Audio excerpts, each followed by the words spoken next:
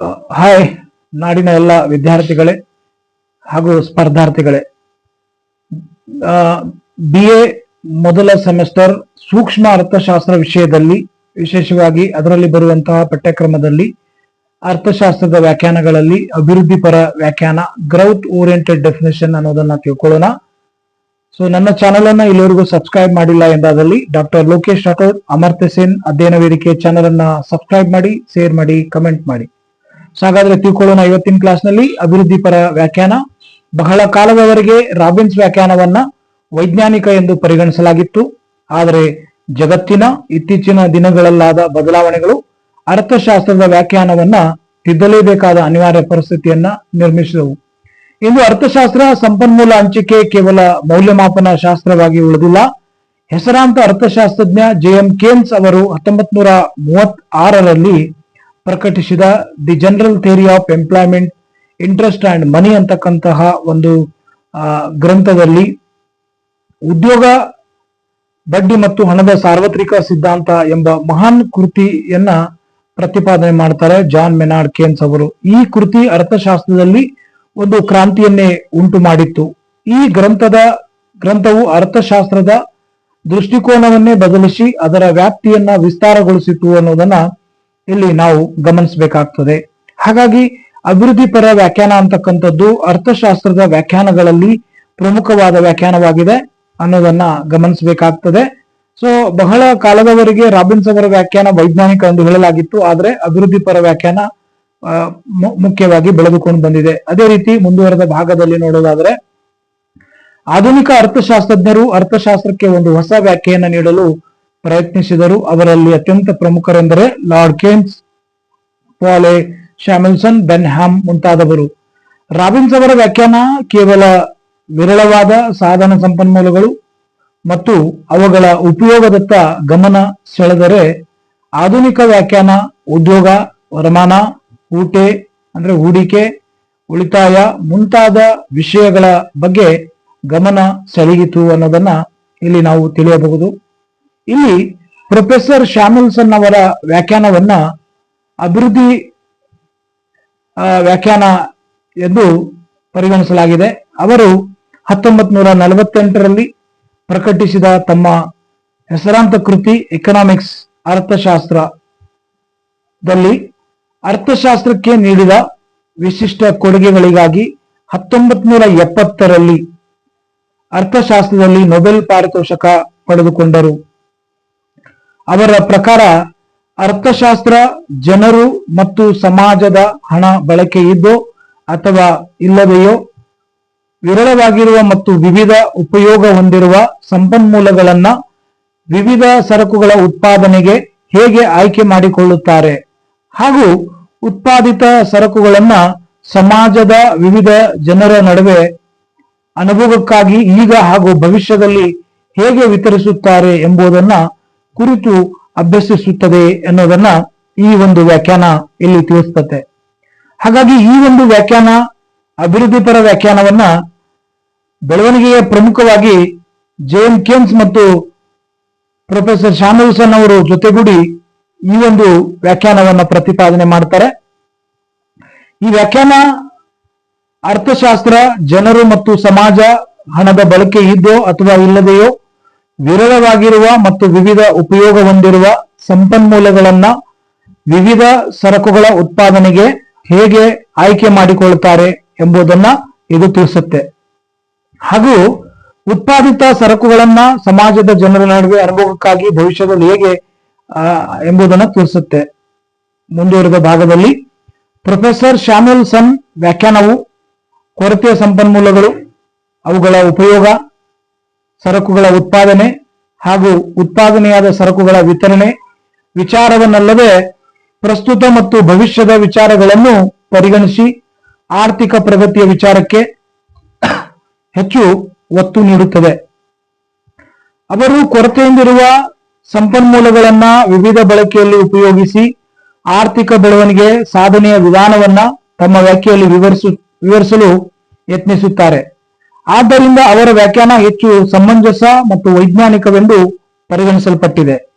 Lord ಕೇನ್ಸ್ ಅವರ ಪ್ರಕಾರ ಅರ್ಥಶಾಸ್ತ್ರವು ಸಮಾಜದಲ್ಲಿ ಉದ್ಯೋಗ, ಮತ್ತು ವರಮಾನಗಳು ಹೇಗೆ ನಿರ್ಧಾರವಾಗುತ್ತವೆ ಹಾಗೂ ರಾಷ್ಟ್ರೀಯ ವರಮಾನ ಕಾಲಾಂತರದಲ್ಲಿ ಹೇಗೆ ಬೆಳೆಯುತ್ತದೆ ಎಂಬುದನ್ನ ಅಭ್ಯಸಿಸುತ್ತದೆ ಎಂಬುದನ್ನ ಜಾನ್ ಮೆನಾರ್ ಕೇನ್ಸ್ ಅವರು ತಮ್ಮ ವ್ಯಾಖ್ಯೆಯ ಮೂಲಕ ಅಭಿಪ್ರಾಯವನ್ನ ವ್ಯಕ್ತಪಡಿಸ್ತಾರೆ. ಅದೇ ರೀತಿ ಪ್ರೊಫೆಸರ್ ಬೆನ್ ಹ್ಯಾಮ್ ಅವರ ಪ್ರಕಾರ ರಾಷ್ಟ್ರದ ರಾಷ್ಟ್ರೀಯ ಆದಾಯದ ಗಾತ್ರ, ಹಂಚಿಕೆ ಮತ್ತು ಸ್ಥಿರತೆಯ ಅಂಶಗಳನ್ನ ನಿರ್ಧರಿಸುವ ಸಂಗತಿಗಳನ್ನ ಕುರಿತು ಅಭ್ಯಸಿಸುತ್ತದೆ ಎನ್ನುವುದನ್ನ ಪ್ರೊಫೆಸರ್ ಹೆನ್ರಿ ಸ್ಮಿತ್, ಬೌಲ್ಡಿಂಗ್ ಮೊದಲಾದ ಆಧುನಿಕ ಅರ್ಥಶಾಸ್ತ್ರಜ್ಞರು ಸಹ ಇದೇ ಅಭಿಪ್ರಾಯವನ್ನ ತಾಳುತ್ತಾರೆ ಅನ್ನೋದನ್ನ ಇಲ್ಲಿ ನಾವು ಗಮನಿಸಬೇಕಾಗ್ತದೆ. ಹಾಗಾಗಿ ಅಭಿವೃದ್ಧಿ ಪರ ವ್ಯಾಖ್ಯಾನ ಇದೊಂದು ಬಹುಮುಖ್ಯ ವ್ಯಾಖ್ಯಾನ ಅಂತ ನಾವು ಹೇಳಬಹುದು. ಇಲ್ಲಿ ಲಾರ್ಡ್ ಕೇನ್ಸ್ ಅವರು ಹೇಳಿರುವ ಹಾಗೆ ಅರ್ಥಶಾಸ್ತ್ರವು ಸಮಾಜದಲ್ಲಿ ಉದ್ಯೋಗ ಮತ್ತು ವರಮಾನಗಳು ಹೇಗೆ ನಿರ್ಧಾರವಾಗುತ್ತವೆ ಹಾಗೂ ರಾಷ್ಟ್ರೀಯ ವರಮಾನ ಕಾಲಾಂತರದಲ್ಲಿ ಹೇಗೆ ಬೆಳೆಯುತ್ತದೆ ಎಂಬುದನ್ನ ಇದು ಅಧ್ಯಯನ ಮಾಡುತ್ತೆ ಅನ್ನೋದನ್ನ ಇವರು ತಮ್ಮ ವಿಚಾರದ ಮೂಲಕ ತಿಳಿಸ್ತಾರೆ.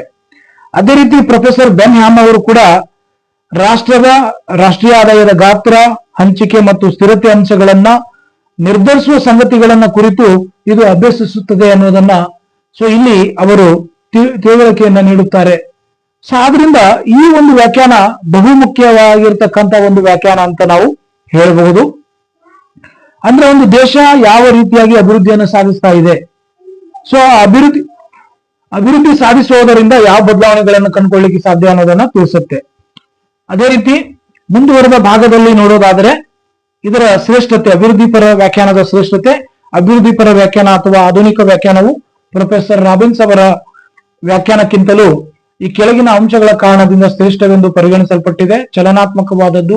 ಅಭಿವೃದ್ಧಿ ಪರ ವ್ಯಾಖ್ಯಾನ ಹೆಚ್ಚು ಸಮಂಜಸ ಮತ್ತು ಚಲನಾತ್ಮಕವಾದದ್ದು ಎಂದು ಪರಿಗಣಿಸಲ್ಪಟ್ಟಿದೆ. ಏಕೆಂದ್ರೆ ಈ ವ್ಯಾಖ್ಯಾನ ವಿರಳವಾದ ಸಂಪನ್ಮೂಲಗಳನ್ನ ಬಯಕೆಗಳ ಈಡೇರಿಕೆಗಾಗಿ ಬಳಸುವ ವಿಧಾನ ಮತ್ತು ಆ ಮೂಲಕ ಅಭಿವೃದ್ಧಿಯ ಸಾಧನೆಯ ಸತ್ಯ ಸಂಗತಿಯನ್ನ ಹೊರಗಿಡುವಿದೆ.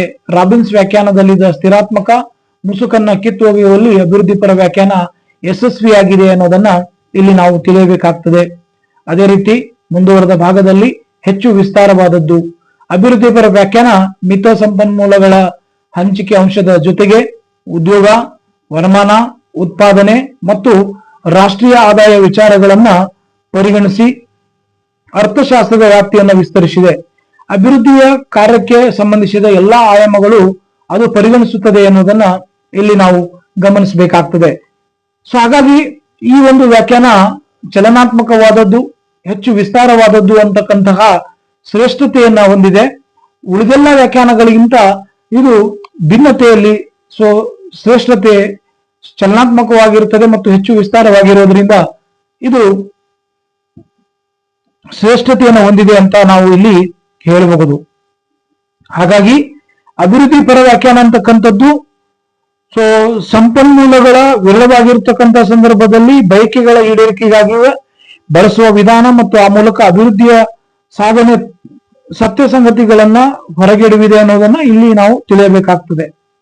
ಅದೇ ರೀತಿ ಮುಂದುವರೆದ ಭಾಗದಲ್ಲಿ ನೋಡೋದಾದರೆ ವ್ಯಾಪಕ ಮನ್ನಣೆ, ಅಭಿವೃದ್ಧಿ ಪರ ವ್ಯಾಖ್ಯಾನ ಹಣ ಸಹಿತ ಮತ್ತು ಹಣರಹಿತ ಆರ್ಥಿಕತೆಗಳನ್ನ ಪರಿಗಣಿಸುವುದರ ಮೂಲಕ ವ್ಯಾಪಕ ಮನ್ನಣೆ ಗಳಿಸಿದೆ. ಈ ಎರಡೂ ರೀತಿಯ ಆರ್ಥಿಕತೆಯ ಸಮಸ್ಯೆಗಳ ಕೂಲಂಕುಷ ಅಧ್ಯಯನಕ್ಕೆ ಈ ವ್ಯಾಖ್ಯೆ ಮನ್ನಣೆ ನೀಡಿದೆ ಅನ್ನೋದನ್ನ ಇಲ್ಲಿ ನಾವು ಗಮನಿಸಬೇಕಾಗ್ತದೆ. ಅದೇ ರೀತಿ ಮೂಲ ಸಮಸ್ಯೆಗಳ ಪರಿಗಣನೆ. ಆಧುನಿಕ ವ್ಯಾಖ್ಯಾನವು ಮೂಲಭೂತ ಸಮಸ್ಯೆಗಳತ್ತ ಗಮನ ಹರಿಸಿ ವಾಸ್ತವ ಸ್ಥಿತಿಗೆ ಹತ್ತಿರವೆನಿಸಿದ ಕೊರತೆಯ ಸಂಪನ್ಮೂಲಗಳು, ಅವುಗಳ ವಿವಿಧ ಉಪಯೋಗಗಳು ಮತ್ತು ಆಯ್ಕೆಯ ಸಮಸ್ಯೆ ಮುಂತಾದ ಅಂಶಗಳ ಜೊತೆಗೆ ಅಭಿವೃದ್ಧಿಯ ಪ್ರಕ್ರಿಯೆಯಲ್ಲಿ ಕೊರತೆ ಸಂಪನ್ಮೂಲಗಳ ಪಾತ್ರವನ್ನ ಕುರಿತು ಚರ್ಚಿಸಿದೆ.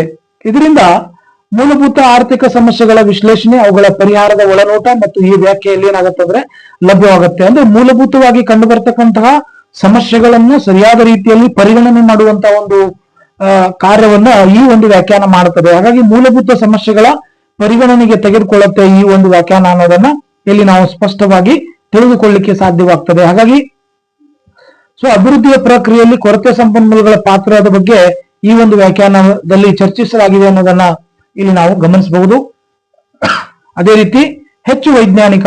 ಈ ವ್ಯಾಖ್ಯಾನ ಕೊರತೆಯಲ್ಲಿರುವ ಸಂಪನ್ಮೂಲಗಳನ್ನ ವಿವಿಧ ಉಪಯೋಗಗಳ ನಡುವೆ ಹಂಚಿ ಆರ್ಥಿಕ ಬೆಳವಣಿಗೆಯನ್ನ ಸಾಧಿಸುವ ವಿಧಾನವನ್ನ ತಿಳಿಯಪಡಿಸುತ್ತದೆ. ಅಲ್ಲದೆ ರಾಷ್ಟ್ರೀಯ ಆದಾಯ ಮತ್ತು ಉದ್ಯೋಗ ಪ್ರಮಾಣಗಳ ಮೇಲೆ ಪ್ರಭಾವ ಬೀರುವ ಅಂಶಗಳನ್ನ ಕೂಡ ಅದು ಪರಿಗಣಿಸುತ್ತದೆ. ಆದ್ದರಿಂದ ಈ ವ್ಯಾಖ್ಯಾನ ಹೆಚ್ಚು ಸಮಂಜಸ ಮತ್ತು ವೈಜ್ಞಾನಿಕವೆಂದು ನಾವು ಹೇಳಬಹುದು. ಹಾಗಾಗಿ ಈ ಒಂದು ವ್ಯಾಖ್ಯಾನ ಯಾವ ರೀತಿಯ ಶ್ರೇಷ್ಠತೆಯನ್ನು ಹೊಂದಿದೆ ಅಂದ್ರೆ ಚಲನಾತ್ಮಕವಾದದ್ದು, ಹೆಚ್ಚು ವಿಸ್ತಾರವಾದದ್ದು, ವ್ಯಾಪಕ ಮನ್ನಣೆಯನ್ನು ಪಡೆದುಕೊಂಡಿದೆ, ಮೂಲಭೂತ ಸಮಸ್ಯೆಗಳನ್ನ ಪರಿಗಣನೆಗೆ ತೆಗೆದುಕೊಂಡಿದೆ, ಇದು ಹೆಚ್ಚು ವೈಜ್ಞಾನಿಕತೆಯಿಂದ ಕೂಡಿದೆ ಅನ್ನೋದನ್ನ ಇಲ್ಲಿ ನಾವು ತಿಳಿಯಬೇಕಾಗ್ತದೆ. ಹಾಗಾಗಿ ಈ ಒಂದು ಅಭಿವೃದ್ಧಿ ಪರ ವ್ಯಾಖ್ಯಾನ ಜಾನ್ ಮೆನಾರ್ಡ್ ಕೇನ್ಸ್ ಮತ್ತು ಪ್ರೊಫೆಸರ್ ಶಾಮಿಲ್ಸನ್ ಅವರು ನೀಡಿರತಕ್ಕಂತಹ ವಿಚಾರಗಳನ್ನು ನೋಡಿದರೆ, ಒಂದು ದೇಶ ಆರ್ಥಿಕವಾಗಿ ಅಭಿವೃದ್ಧಿಯನ್ನು ಹೊಂದಬೇಕಾದ್ರೆ ಆ ದೇಶದಲ್ಲಿರುವಂತಹ ಉದ್ಯೋಗ, ಹೂಡಿಕೆ, ಇನ್ನು ಮುಂತಾದ ಅಂಶಗಳನ್ನ ಪರಿಗಣನೆಗೆ ತೆಗೆದುಕೊಂಡು ಅಭಿವೃದ್ಧಿಯನ್ನು ಹೊಂದಲಿಕ್ಕೆ ಸಾಧ್ಯವಾಗುತ್ತೆ ಅನ್ನೋದನ್ನ ಇದು ತಿಳಿಸುತ್ತೆ. ಅದೇ ರೀತಿ ಅದರ ಒಟ್ಟಾರೆಯಾಗಿ ಉಪಸಂಹಾರದಲ್ಲಿ ನೋಡೋದಾದ್ರೆ, ಈ ಮೇಲಿನ ಚರ್ಚೆಯಿಂದ ಅರ್ಥಶಾಸ್ತ್ರದ ಮೇಲೆ ಅಸಂಖ್ಯಾತ ವ್ಯಾಖ್ಯೆಗಳು ಸುರಿಮಳೆಯನ್ನ ಗೈಯಲಾಗಿದೆ. ಆದರೂ ಸಹ ಈ ಅಭ್ಯಾಸ ವಿಷಯಕ್ಕೆ ಸಂಬಂಧಿಸಿದಂತೆ ಒಂದು ಪರಿಪೂರ್ಣವಾದ ಮತ್ತು ವೈಜ್ಞಾನಿಕವಾದ ವ್ಯಾಖ್ಯಾನವನ್ನು ನೀಡುವಲ್ಲಿ ಅರ್ಥಶಾಸ್ತ್ರಜ್ಞರು ಸೋತಿದ್ದಾರೆ ಎಂದೇ ಹೇಳಬಹುದು. ಬೇರೆಲ್ಲ ವಾಸ್ತವ ಮತ್ತು ಸಮಾಜ ವಿಜ್ಞಾನಗಳಿಗಿಂತ ಹೆಚ್ಚು ವೇಗವಾಗಿ ಮತ್ತು ಪ್ರಬುದ್ಧವಾಗಿ ಬೆಳೆಯುತ್ತಿರುವ ಅರ್ಥಶಾಸ್ತ್ರಕ್ಕೆ ಸಮಂಜಸವಾದ ವ್ಯಾಖ್ಯಾನ ನೀಡುವುದು ಅಷ್ಟು ಸುಲಭವೂ ಅಲ್ಲ. ಅಗಾಧವಾಗಿ ಬೆಳೆಯುತ್ತಿರುವ ಅರ್ಥಶಾಸ್ತ್ರ ಮತ್ತು ಅರ್ಥಶಾಸ್ತ್ರಜ್ಞರಲ್ಲೇ ಹುಟ್ಟಿಕೊಂಡಿರುವ ಭಿನ್ನಾಭಿಪ್ರಾಯಗಳ ಕಾರಣದಿಂದಾಗಿ ಅರ್ಥಶಾಸ್ತ್ರಕ್ಕೆ ಸರ್ವಸಮ್ಮತವಾದ ವ್ಯಾಖ್ಯಾನ ನೀಡುವುದು ಕಷ್ಟ ಸಾಧ್ಯವೆನಿಸುತ್ತದೆ ಅನ್ನೋದನ್ನ ಇಲ್ಲಿ ನಾವು ಗಮನಿಸಬೇಕಾಗ್ತದೆ. ಹಾಗಾಗಿ ಒಟ್ಟಾರೆಯಾಗಿ ಈ ವ್ಯಾಖ್ಯೆಗಳನ್ನ ನಾವು ನೋಡಿದಾಗ ಅನೇಕ ವ್ಯಾಖ್ಯೆಗಳನ್ನ ಅರ್ಥಶಾಸ್ತ್ರ ಒಳಗೊಂಡಿದೆ. ಆ ಎಲ್ಲಾ ವ್ಯಾಖ್ಯೆಗಳು ಸ್ಪಷ್ಟವಾದ ವಿಚಾರಗಳನ್ನ ನೀಡುವುದಿಲ್ಲ. ಪರಿಪೂರ್ಣವಾದ ಮತ್ತು ವೈಜ್ಞಾನಿಕ ವ್ಯಾಖ್ಯಾನವನ್ನು ನೀಡುವಲ್ಲಿ ಅರ್ಥಶಾಸ್ತ್ರಜ್ಞರು ಸೋತಿದ್ದಾರೆ ಎಂದು ಇಲ್ಲಿ ಹೇಳಬಹುದು ಅನ್ನೋದನ್ನ ಇಲ್ಲಿ ನಾವು ಗಮನಿಸಬೇಕಾಗತ್ತೆ. ಬೇರೆಲ್ಲ ವಾಸ್ತವ ಮತ್ತು ಸಮಾಜ ವಿಜ್ಞಾನಗಳಿಗಿಂತ ಹೆಚ್ಚು ವೇಗವಾಗಿ ಮತ್ತು ಪ್ರಬುದ್ಧವಾಗಿ ಬೆಳೆಯುತ್ತಿರುವ ಅರ್ಥಶಾಸ್ತ್ರಕ್ಕೆ ಸಮಂಜಸ ವ್ಯಾಖ್ಯಾನವನ್ನು ನೀಡುವುದು ಅಷ್ಟು ಸುಲಭ ಅಲ್ಲ ಅನ್ನೋದು ಕೂಡ ಇಲ್ಲಿ ನಾವು ತಿಳಿಯಬೇಕಾಗ್ತದೆ. ಹೀಗೆ ನಾನು ಮಾಡಿರ್ತಕ್ಕಂಥ ಕ್ಲಾಸ್ ನಿಮಗೆ ಇಷ್ಟವಾಗಿದ್ರೆ ಇಲ್ಲಿವರೆಗೂ ನನ್ನ ಚಾನೆಲ್ ಅನ್ನ ಸಬ್ಸ್ಕ್ರೈಬ್ ಮಾಡಿಲ್ಲ ಎಂದಲ್ಲಿ ಡಾಕ್ಟರ್ ಲೋಕೇಶ್ ರಾಠೋಡ್ ಅಮರ್ತ್ಯ ಸೇನ್ ಅಧ್ಯಯನ ವೇದಿಕೆ ಚಾನೆಲ್ ಅನ್ನ ಸಬ್ಸ್ಕ್ರೈಬ್ ಮಾಡಿದಾಗ ಮುಂಬರುವ ಕ್ಲಾಸ್ ನೋಟಿಫಿಕೇಶನ್ ನಿಮ್ಗೆ ಬರುತ್ತೆ. ಅದನ್ನ ನೀವು ನೋಡ್ಲಿಕ್ಕೆ ಅನುಕೂಲವಾಗ್ತದೆ. ಈ ಕ್ಲಾಸ್ ನಿಮ್ಗೆ ಇಷ್ಟವಾಗಿದ್ರೆ ಕಮೆಂಟ್ ಮಾಡಿ, ಶೇರ್ ಮಾಡಿ, ಲೈಕ್ ಮಾಡಿ. ಎಲ್ರಿಗೂ ಧನ್ಯವಾದಗಳು. ಎಲ್ರಿಗೂ ಒಳ್ಳೆಯದಾಗ್ಲಿ. ಮುಂಬರುವಂತಹ ಸ್ಪರ್ಧೆಗಳಲ್ಲಿ ಗೆಲ್ಲಿ.